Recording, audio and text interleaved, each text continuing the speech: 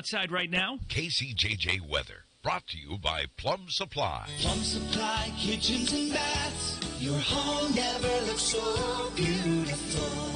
Mighty 1630, Dave Jacoby, representative, is here in studio. Good morning, Dave. Good morning, Steve. So you are the education committee for the state, right? I am indeed on the Higher Ed Education Committee. Okay.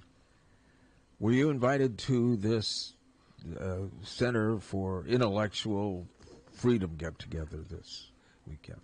No, I was not. And why would you not be? Well, I am on the committee. I am a local representative living right in the confines of the University of Iowa. I could say I have no idea. I certainly have an idea.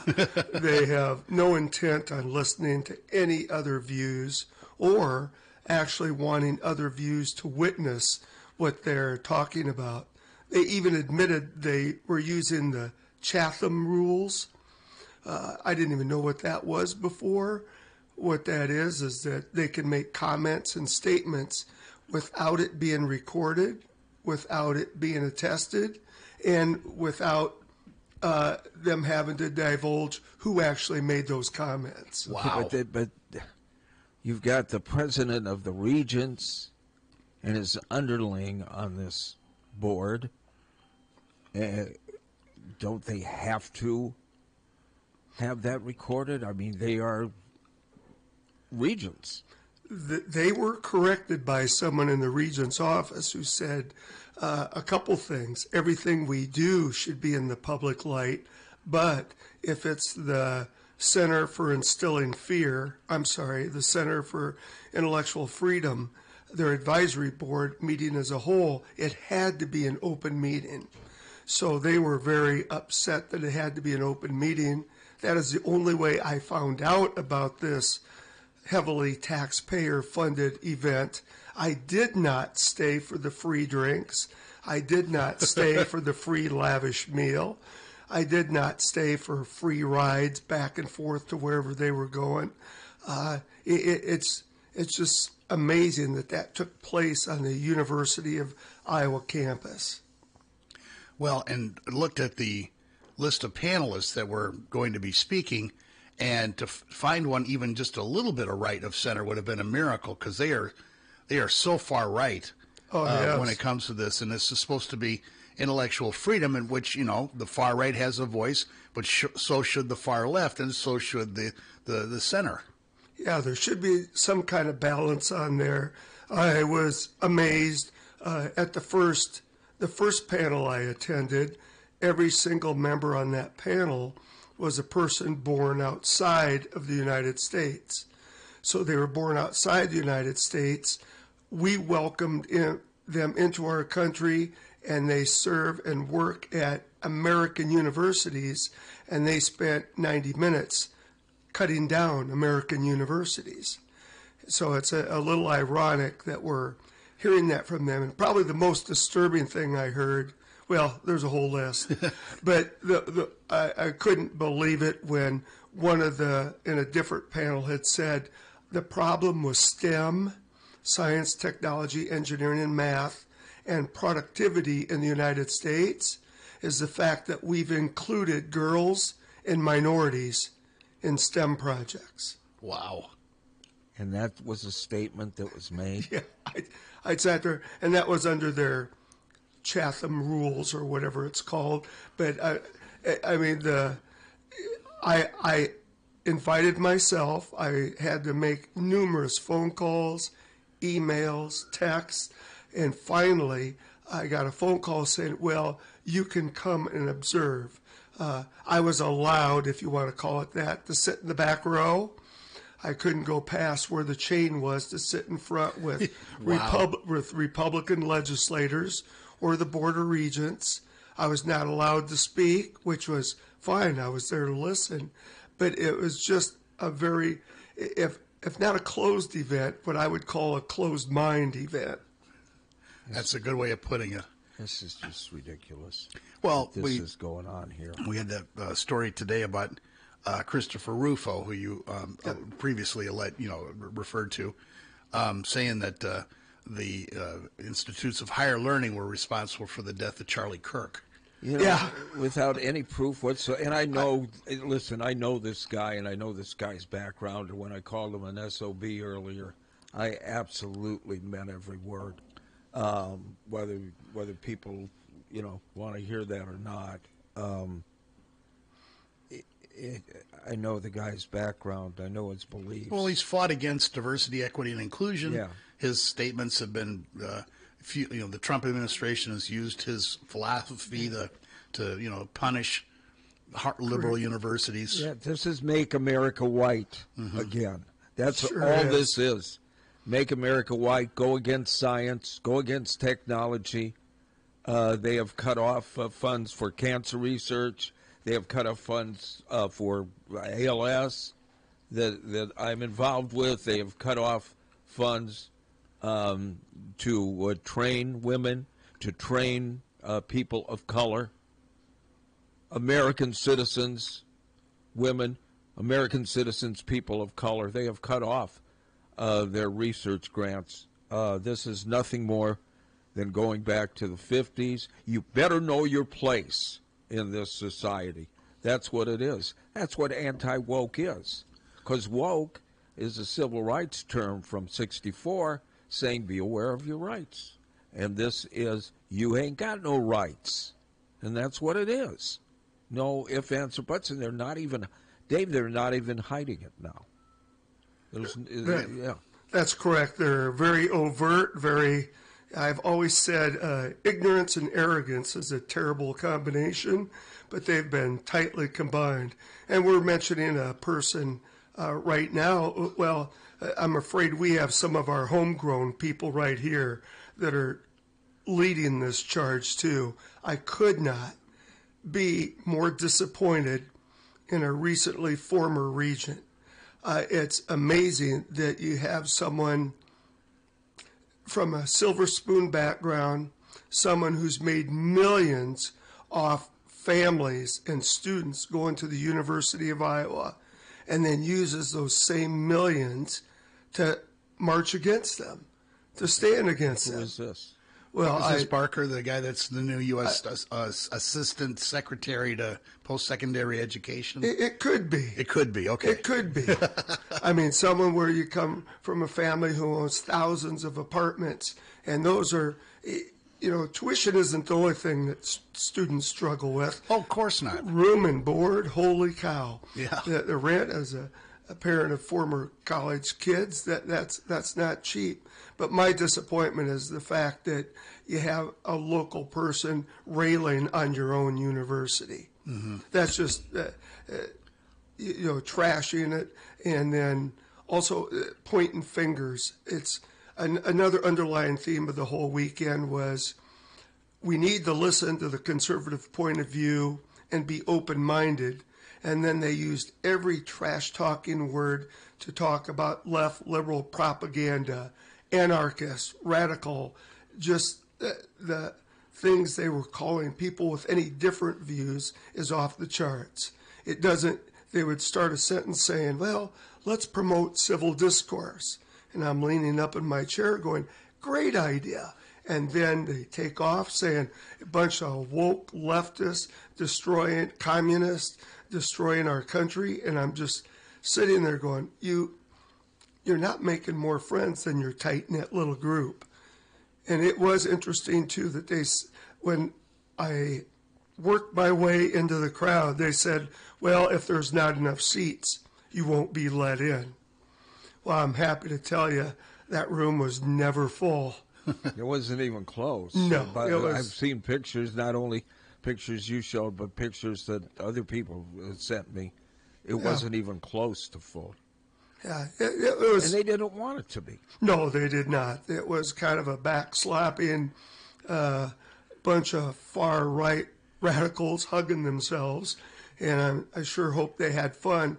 But I know now, as much as I love the university, and I love that we're going to play in a bowl game against Vandy, I don't know if my daughters would go to school there again. You know, in this, I miss my kid. Oh, God, and my grandkids, my daughter-in-law, I miss them. They're in Colorado. They went there. They didn't feel comfortable here. They had a job offer here, and it was a pretty good job offer, but they didn't feel comfortable here. And, you know, their daughter was gay, and they just non-binary, and they didn't feel comfortable. And I don't blame them. And the more I stay here, you know, if this would have been the state in 1994, I never would have bought this station. I would have gone elsewhere. I can't believe this is what's happened to the state. And I can't believe that what was once number, you know, in the top 10 in education is now in the bottom 3 in education. We're the new Mississippi. That's what we are. We have over, at the last count, 2,700 openings for teachers. We have thousands of openings for doctors. The rural areas are drying up. They can't get people in here because they don't want to be a part of this. When you go to a university or college, or you're 18, 20 years old, 24 years old, you are naturally, and naturally the majority is liberal because you're open to these ideas. You don't know what's going on. You left mom and dad. You're naturally that way, and then you form your basis. For them to try to inject an unnatural process of bigotry and misogyny and xenophobia is criminal. It's ridiculous that it's happening at this university. It's ridiculous that they have the guts to call themselves the Center for Intellectual Freedom. Yeah, I'm still and always going to call it the Center for Instilling Fear, because that's exactly what they're doing, is trying to scare people. And they even made it, well, they said it, and you've probably seen it in print, that they want to eliminate all woke majors at our 3 universities. Now, I don't know exactly what a woke major is, but I know one of the things I enjoyed when I went to college was meeting people from outside where I lived, outside of Linn Johnson County, outside of Iowa, across the country, and from other countries. That's how you learn about people. They just want to make it a tight-knit, all-white male university. Good luck. We'll see. Why don't they just go to a Christian college? There are so many options for people. There's so many options, and that's what I'm glad you brought it up. That's what worries me the most, is we're taking away one of the best education, post-secondary options that people have in Iowa. All right, so this thing was a 2-day event, and from what I read, it seemed a lot longer. I'm sure it did if you were sitting there. It was open to the public, but there was a invite-only panel on Saturday that culminated with like you said, a meal and drinks and more speeches. That was only invite only. That's where Governor Reynolds spoke and some of the other folks. Is that correct? That's correct. And public only. It's public only by registration. And so you couldn't just walk up and you could not just walk in. You had to be pre-registered. And interesting enough, I'm not the most technological savvy person, but I can register, and I tried to electronically register at least 6 or 7 times, and it would not go through and confirm my registration. So, and there was only one other person in the crowd that I knew. I promised Jessica I wouldn't mention her name, but she did get in, but she had the same challenge of getting registered to get in. Mm-hmm. And then she was also treated the same as she sat in the back row with me. It's ridiculous. And did I catch it right that this center wants to mandate as a requirement that all attendees of the University of Iowa take at least one of these classes that talk about their version of intellectual freedom? So this new department, who hates general ed requirements because it's too holistic and people would learn something outside of their chosen major, indeed wants to add a class that's a general ed requirement for every student. So it's kind of, in one sentence, you say we don't like general ed requirements. If I'm going to be an engineer, I shouldn't have to take an English class. But if you're going to be an engineer, you do have to take one of our classes railing against critical race theory, railing against any of our accurate history. You know, I'll never understand the term critical race theory. Number one, it's not being taught anywhere. It's called history. And number two, it ain't a theory. It happened. So, yes. That's just the truth-telling of history. To me, it reeks of the phrase alternate facts. Yeah. Well, it's interesting. Yeah, thanks, Jim. The two words I heard the most over the 2 days, and I did miss part of Saturday because we had a League of Women Voters Forum. Oh, yeah. And I really needed to go to that just to see some friends. But truth and facts. They kept instilling that everything they said was absolute truth and absolute facts. They weren't. I read what they said. Yeah, I heard from others other than you. People like to tell me stuff, and I appreciate that. I seriously do.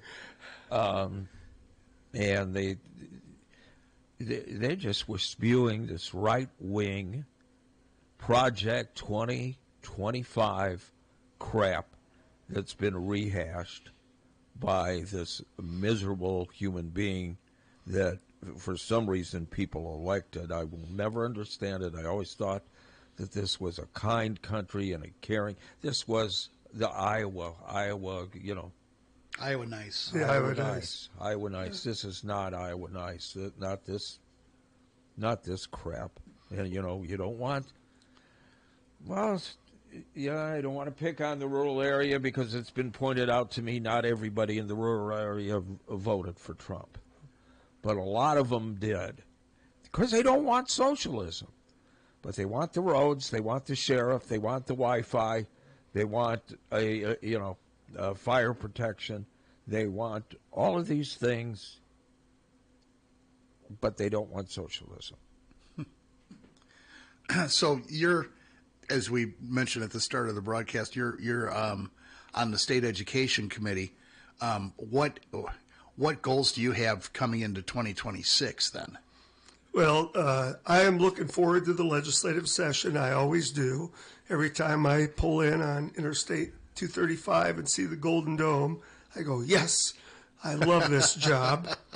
One of my main goals on the higher ed committee is, number one, not to get arrested for assault. No, it's sometimes, and I say that in jest, but I think one of the main things I have to do in my elected position is point out what they're saying and the inaccuracy and the fact that they are pushing ideologies along that I heard from a couple local Republicans over the weekend who actually called me and said, Dave, I want you to know that isn't me. Mm-hmm. And I said, I agree with you, but it kind of is you. If you keep voting that way, it's what you're being grouped into. But we've got some big things on the table. One of them is going to be property taxes. Obviously, nothing has been effective that they've done over the last 15 years. The main thing we need to do at the state level is meet our obligations. If we meet our obligations, then local governments don't need to raise their property taxes. And I think one thing we need to do is make sure that homeowners are protected, but also people who are on leases and renters are protected too, because we gave the big homeowner or the apartment owners big tax breaks in 2013 and in 2023 or 2022, and that has not been passed along to many people who are living in apartments right now. So there's a lot of things on the plate. I think we're going to see political stuff as the argument about men and girls sports. Which is so ridiculous. And in the state of Iowa, I know right now, how many cases do I know of? 0. Yeah, so well, how many 0. cases throughout the whole freaking country? Yeah, it's like there's not even a handful. Yeah, but when they find one, boy, they sure glom onto it. Yeah, well, it was just interesting from my oldest daughter. I said, how do you feel about this? And of course, she was on the golf team at West High. And I said, how do you feel about anybody playing in the sport with you? And she goes, bring it on. she said, yeah, I'll play golf with anybody. It's going to be some of these social issues. We have a special election tomorrow in northwest Iowa in the Rockwell City, Sac City area. And I talked to the Democrat candidate last night, and they're already posting things that she's a Marxist, a socialist, a baby killer, a groomer. Wow. The whole list. And this is boy, we are going back in time, aren't we? Oh, it's amazing. And if you look at her resume, she's been a volunteer firefighter for over a decade.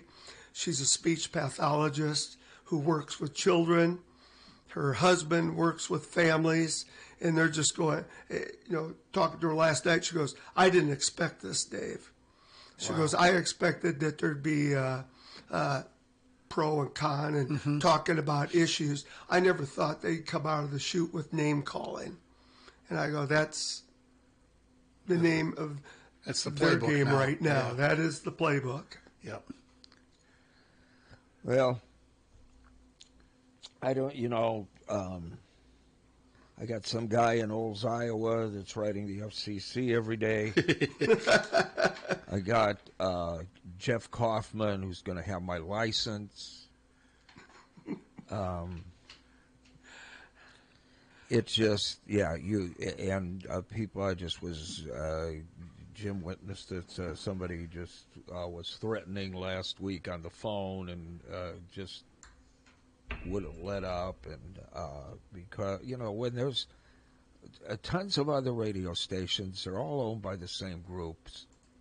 They all spew the right and the ultra-right. Sorry that you got one station that actually is telling the truth. But that's... It bothers them. People don't like to be confused with the facts sometimes. Yeah. Well, and I know you're a good peacemaker, Steve. He's a get along, go along kind of guy. I am a get along, go along. No one better than the captain. But maybe someday what we should do is invite both myself and Jeff on the show together. Oh, Jeff would not. And if he needs a ride, I'll pick him up. Jeff's a load. I've dealt with him. Well, I was in Muscatine for years, as you know. So. Well, and he is definitely a follower of the playbook. If you listen to or see in print some of the stuff that he said over the last years, but we really appreciate you coming in and kind of talking about this. And you reminded me, I need a haircut. Well, thank you for noticing. I just cut mine yesterday. Right. I believe was the weekly didn't rotation. Take much, did it? No, it did not take much at all. Well, have a good holiday, David. Thanks again. Thank you, guys, and have a good holiday yourself. Mighty 1630.